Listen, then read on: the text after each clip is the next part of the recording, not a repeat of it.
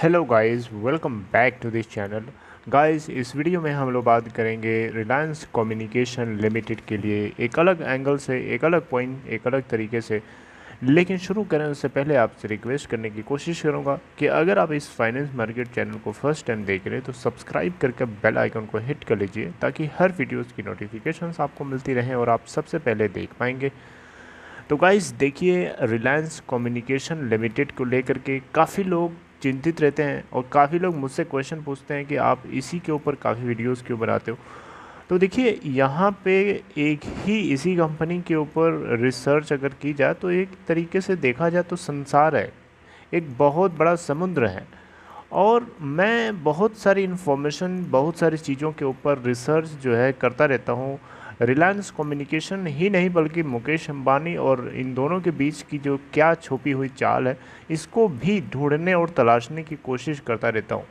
बहुत सारी चीज़ें पता चलती हैं, उनमें से कुछ कुछ चीज़ें जो है आप लोगों के साथ शेयर करता हूँ अलग अलग वीडियोस के माध्यम से, जिससे आप लोगों को भी कनेक्टेड, आप भी कनेक्टेड फील करते हैं और मैं भी कनेक्टेड फील करता हूँ। और इससे जुड़ी हुई कुछ क्रूशियल इन्फॉर्मेशन अगर अपडेट होती है तो वो चीज़ आपको ज़रूर पता चलती है।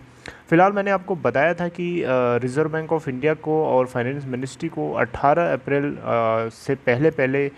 एक कंसिस्टेंट पैरिटी लानी थी। सारा फेसी एक्ट और आईबीसी कोड के जो कंसेप्ट हैं, दोनों एक दूसरे से क्लैश करते हैं। तो इससे जुड़ा हुआ एक कंसिस्टेंट सोल्यूशन प्रोड्यूस करने के लिए एक अपडेट करना था, लेकिन अभी तक आरबीआई और फाइनेंस मिनिस्ट्री की तरफ से इसके ऊपर कोई अपडेट नहीं किया गया। ऑल्दो 19 मई 2021 को दिल्ली हाई कोर्ट जो है इसके ऊपर सुनवाई करेगा और देखते हैं, हो सकता है तब तक कुछ होगा तो मैं आपको बताऊंगा। रही बात कल के ट्रेड की, तो कल मंडे को अगर आप देखें तो वही 1.55 के ओपन प्राइस के बाद 1.55 से लो तो नहीं बनाता, लेकिन 1.60 का 5 पैसे का हाई बनाता है और 1.60 के ऊपर ही जा कर के क्लोजिंग भी देता है, जो कि 0.05 रुपये यानी 3.23% ऊपर क्लोज होता है। अपर सर्किट हालांकि इसका 1.70 का लगा था और 1.40 का लोअर सर्किट लगा था।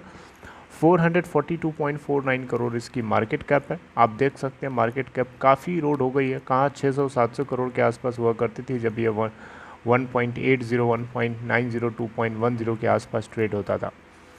अगर हम टोटल वॉल्यूम की बात करें तो 42,06,332, जिसमें से डिलीवरी है 43% एनएससी के ऊपर और बीएससी के ऊपर 22,85,883, जिसमें से डिलीवरी है 51.61% की।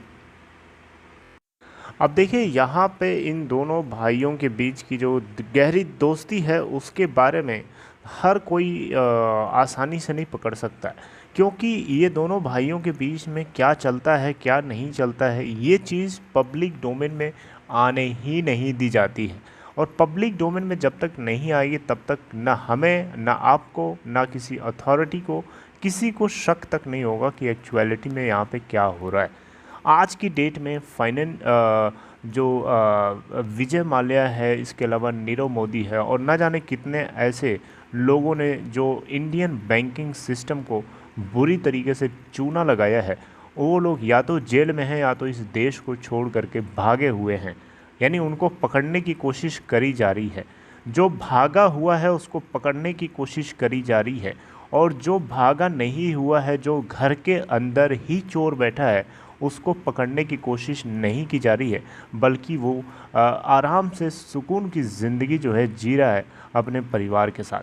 कमाल है हमारा सिस्टम आज की डेट में। मतलब जो चोरी करके चोर हमारे देश से भागा हुआ है उसको पकड़ने की कोशिश करी जा रही है, और जो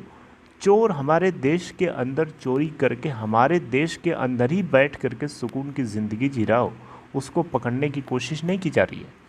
जबकि अगर हम देखें तो अनिल अंबानी ने जितना बैंकों को चूना लगाया है ना, वो कहीं विजय माल्या और नीरव मोदी और जितने और लोग हैं इन सभी से कहीं कई गुना ज़्यादा है। लेकिन नहीं, आराम की ज़िंदगी मतलब आराम की ज़िंदगी जी जा रही है। तो यहाँ पे इन दोनों भाइयों के बीच की जो क्लोजनेस है, ये चीज़ पब्लिक डोमेन में जब आ जाएगी तो क्वेश्चन उठने लगेगा सबसे बड़ा इस आदमी के ऊपर। कहीं ना कहीं इसने इसका एडवांटेज लिया। अभी इसने इसका एडवांटेज तो लिया है, ठीक है, लिया तो है अच्छे से, ये आपको अच्छे से पता है, लेकिन पब्लिक डोमेन में एक एनिमी की इमेज इसलिए बनी हुई है ताकि लोग शक ना करें, लोग इसके ऊपर डाउट ना करें, राइट। तो पब्लिक डोमेन में जितना ज़्यादा एक दूरी बना के रखो उतना ही ज़्यादा इन लोगों के लिए सेफ है, राइट। इनको लगता होगा, मुकेश अंबानी स्पेशली इनको लगता होगा कि जो कुछ हुआ है पब्लिक शेयर होल्डर्स के साथ हुआ है, लेंडर्स के साथ हुआ है, उसमें मेरा क्या लेना देना, नुकसान हो रहा है तो उनका हो रहा, होने दो, जाने दो, मुझसे क्या लेना देना, उनकी गलती है, उन्होंने क्यों क्यों पैसे दिए, शेयर होल्डर्स की गलती है, उन्होंने क्यों इन्वेस्टमेंट की, वो उनकी प्रॉब्लम है, मुझे अपने भाई से दिक्कत नहीं, मतलब मेरे भाई को कुछ नहीं होना चाहिए, बस बाकी बाकी लोगों से मतलब नहीं है, बाकी लोग मरे घटे क्या मतलब है, क्या लेना देना है। तो यहाँ पे आर कम्युनिकेशन लिमिटेड के रिजोल्यूशन को लेकर के इतनी सारी हर्डल्स हैं, इतनी सारी दिक्कतें रास्ते में खड़ी हुई हैं, इन सारी प्रॉब्लम्स की जड़ क्या है, क्या हम इसको रिजॉल्व नहीं कर सकते, क्या हमारा सिस्टम इसको रिजॉल्व नहीं कर सकता, क्या ये डिले करना ज़रूरी है, इस डिले होने से क्या फ़ायदा हो रहा है, किसी को, किसको फ़ायदा हो रहा है, आप ज़रा सोच के देखिए। अगर कोई बैंक अपना कैपिटल किसी को लोन देता है, उसके बदले उसको इंटरेस्ट मिलता है। आज 60,000 करोड़ रुपए जो बैंकों ने अपनी उम्मीद लगा रखी है कि आर कम्युनिकेशन के रेजोल्यूशन के बाद उनको मिलेगा, अगर वो 60,000 करोड़ किसी ऐसी जगह लगाए होते आज की डेट में जहाँ पे वो 60,000 पे कुछ इंटरेस्ट कमा रहे होते, उनकी अर्निंग, उनकी वर्किंग कैपिटल के रूप में आज 60,000 करोड़ होती तो उनको कुछ इंटरेस्ट कमा के दे रही होती, लेकिन आज इसमें उनका अमाउंट फंसा हुआ है, तो नुकसान तो लेंडर्स का हो रहा है ना। इसका क्या नुकसान हो रहा है, इसको ये तो बहाना बना रहा है एक तरीके से कि कुछ ऐसा हो कि लेंडर्स थक हार करके भूल जाएं, ये मान लें कि नहीं कुछ हो पाएगा, सब कुछ ख़त्म हो जाएगा, नहीं हो पाएगा, मतलब हार मान जाएं, ताकि ये उसके बदले तब ये निकलेगा, तब बड़ा भाई जो है सामने आएगा किसी न किसी तरीके से माल को लूटने के लिए, या फिर वैसे ऑलरेडी ये माल को लूट चुका है, जितना अच्छे से लूट सकना था वो ऑलरेडी लूट चुका है, इसमें कोई शक नहीं है, ये आपको अच्छे से पता है।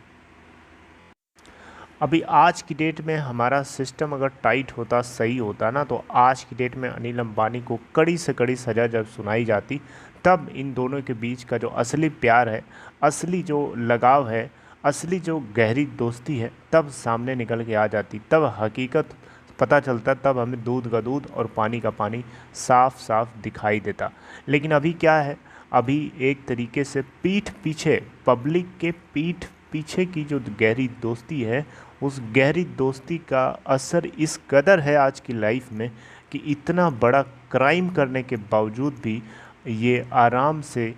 चैन की नींद सो रहा है। आपको क्या क्राइम नहीं लगता, इतना ह्यूज कैपिटल जो है बैंक्स का, शेयर होल्डर्स का, इन्होंने इरोड कर दिया, ख़त्म कर दिया, इसके बावजूद भी उसी कंपनी के जो बची खुची स्पेक्ट्रम की एसेट्स थी उसको भी बिना किसी शेयर होल्डिंग अप्रूवल के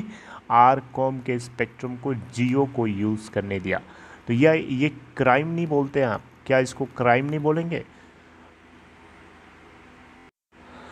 अब देखिए, ह्यूमन सिस्टम में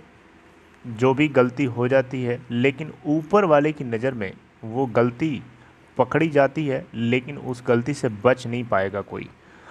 आज नहीं कल, कल नहीं परसों, सिस्टम इनको कभी न कभी दबोचेगा ज़रूर, और बहुत बुरी तरीके से दबोचेगा। अभी जब तक छुपे हुए हैं तब तक छुपे हुए हैं, और जब तक ये नुकसान लोगों का कर रहे हैं तभी तक कर रहे हैं। आज नहीं, सिस्टम चेंज होगा ज़रूर, क्योंकि चीज़ें बदलती हैं, चीज़ें एक तरह नहीं होती हमेशा। आज कुछ और है, कल कुछ और होगा, उसके आगे कुछ और होगा, ये नेचर का रूल है। चीज़ें बदलेंगी और सब कुछ बदल सकता है, सब कुछ बदल जाएगा। उम्मीद यही रहती है, हर दिन, हर सेकेंड, हर समय इसी के ऊपर रिसर्च काफ़ी करता रहता हूँ, जानने पड़तालने की कोशिश करता हूँ कि कहीं न कहीं से कुछ ऐसा हो जाए जो आर कॉम के फ्यूचर को बदला जा सके, ताकि लोगों के जो लाइफ्स हैं, लोग जो अपने कैपिटल को इरोड कर चुके हैं, जिनकी कैपिटल इसमें इरोड हो चुकी है, उनको उनकी कैपिटल वापस मिले, क्योंकि बहुत ऊपर के लेवल के ऊपर फंसे हुए हैं। मैं उनके पेन को समझता हूँ, क्योंकि मैं उसी स्टेज पे खुद खड़ा हूँ जिस पे ये सभी लोग खड़े हैं। दैट्स वाई मैं इसके ऊपर काफ़ी रिसर्च करके आप लोगों से हर दिन कुछ ना कुछ बात करता हूँ गाइस।